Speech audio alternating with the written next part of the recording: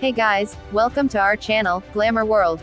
House of the Dragon, Review, HBO's Game of Thrones prequel delivers dragons aplenty but overloads on Targaryens in bad wigs. HBO's first Game of Thrones spin-off prequel goes back nearly 200 years before the original series to focus on a power struggle in the dragon-loving Targaryen family. For the better part of a decade, Breaking Bad and Game of Thrones dominated the drama series Emmy races and delivered big enough ratings for their respective networks that it's no surprise they wanted more. In a nice piece of kismet, HBO's Game of Thrones prequel is arriving the same week that AMC's Breaking Bad prequel concluded. Better Call Saul was a show that was hailed for maintaining fidelity and continuity with the Breaking Bad universe, while immediately carving out a tone and aesthetic all its own.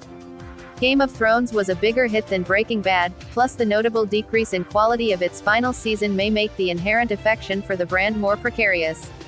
So it probably isn't surprising that after an elaborate bake-off process to develop a prequel, HBO has ended up with a show that feels reverse-engineered to give devoted Game of Thrones fans a facsimile of what they liked about the original series, while casual Game of Thrones fans get, lots and lots of dragons.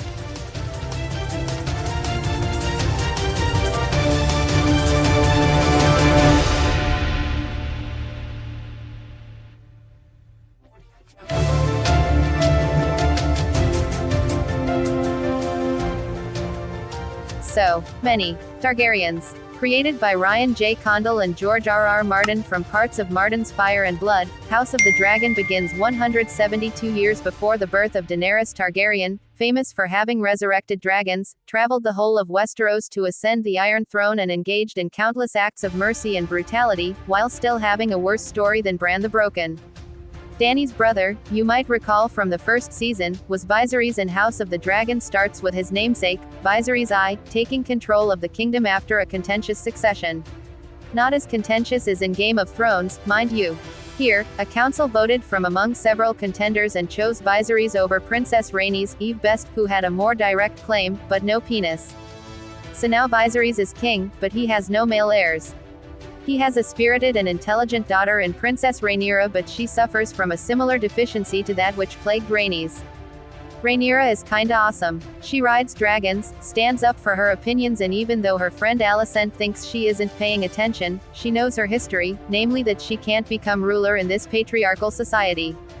So Viserys, newly a widower, has a problem: either marry again and keep trying for a son, or else name brother Daemon as successor. The latter option is bad because Daemon is tyrannical despite his limited clout. Viserys' chief advisor, who also happens to be Alicent's widower father, worries about what Daemon would do with absolute power. There's a lot happening in the first 6 episodes of House of the Dragon, but I think the show has made an intentional choice to push much of it to the background.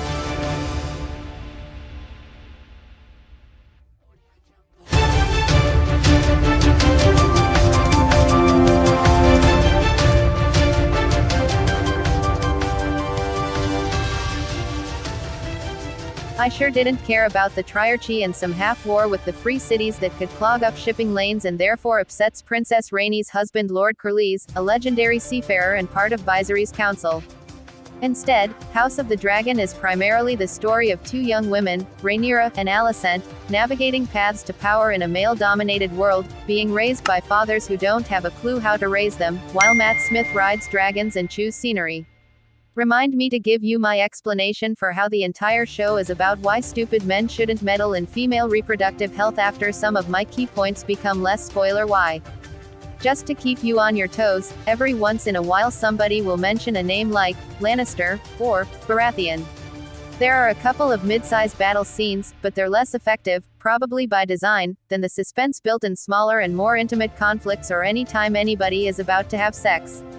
Because like Game of Thrones, the sex in House of the Dragon is almost exclusively about power, and in this world, power is very frequently expressed through violence.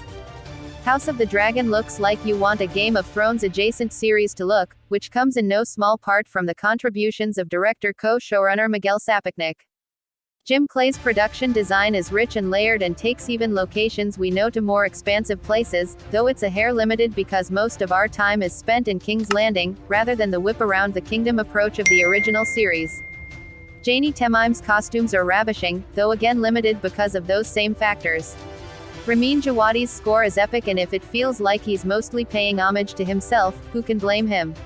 And the visual effects, supervised by Angus Bickerton, are exceptional, though I'll just keep repeating that as great as the dragon effects are, the person sitting on dragon effects are pretty bad. My biggest issue with House of the Dragon stems from my, too many Targaryens, complaint. Let's start with the wigs, because some people look fine in a Targaryen blonde wig, but the Targaryen blonde wigs don't actually look good on anybody. But it's less the wigs and more the lack of variety in characters, personalities and settings.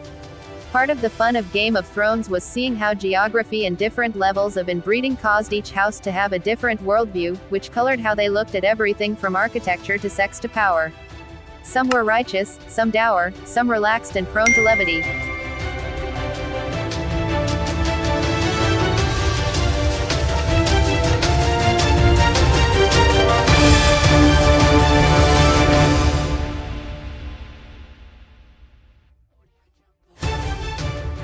The show's variety and sprawl was an occasional deficit, but this goes too far the other way. It isn't just Targaryens whose collective personalities, dominated by their illusory control over dragons, would be insufferable in exclusively focused doses. I don't want an all-Lannister show either, though I liked how a pair of Lannisters, twins played by Jefferson Hall, are positioned as, aren't they annoying, comic relief here, perhaps because the mighty serious show is in desperate need of the little funny bits Game of Thrones had in spades. Note that a series focusing mostly on either the Targaryens or the Lannisters would also be bad, because no matter how much it's part of the series brand, or of the history of more than a few real countries in our real world, incest fatigue is a very real thing even when it's treated in a variety of ways. Game of Thrones mostly stuck to incest bad. But House of the Dragon has incest bad, and incest maybe not so bad, and incest necessary to unify splintered families. It's a lot of Targaryens and it's a lot of incest. Because House of the Dragon doesn't cover as much physical terrain as Game of Thrones, it instills some scale by covering a broad swath of time. There are jumps of various sizes between each episode. There's something literary about the approach, like chapters in a decade-spanning novel, and something choppy, especially when actors start being swapped in and out. It isn't distracting with supporting characters, where at least the casting team has made sure certain traits were identifiable for each actor playing the same roles. But there are major, perplexingly momentum-draining acting switches at mid-season. Millie Alcock is the breakout star of the first handful of episodes, giving an assertive performance that straddles childlike innocence and increasingly fiery, pun intended, maturity.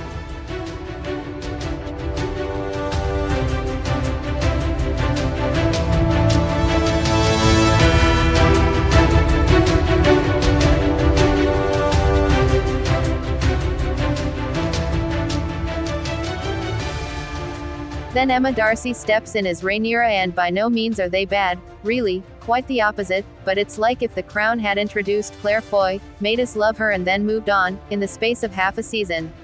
It's easier to warm to the transition from Emily Carey to Olivia Cooke as Lady Alicent, if only because it felt like the writers weren't sure how to trace several steps of Alicent's progressively dark arc and Cooke gets to settle into a fully formed character. Smith is hammy, but always in an entertaining way. He gives the best of the secondary performances, and the mid-season maybe hints at evolving nuance for a character who is otherwise the most Targaryen Y Targaryen in a show that's already too Targaryen Y. But that shift was part of what was easily my least favorite stretch in the episodes of scene, as House of the Dragon starts leaning on some of Martin's already most calcified tropes, from dead-eye scary kids to sensationalistic sex and violence to weddings that might end badly to a suspicious character with a handicap who's half Tyrion and half Varys. Not everybody who walks with a limp needs to be Richard III. It's disconcerting to see House of the Dragon becoming less distinctive and more beholden to Game of Thrones as it goes along, when it ought to be the opposite. There's a lot that's impressive in the first 6 episodes, but it's as safe as a show with incest, gore and horrifying depictions of childbirth could possibly be. It needs to find its own voice, though if that voice remains this Targaryen Y, winter may be coming. Thanks for watching this videos. Please subscribe our channel, Glamour World, for more update news. You can leave your opinion about the video in the comments.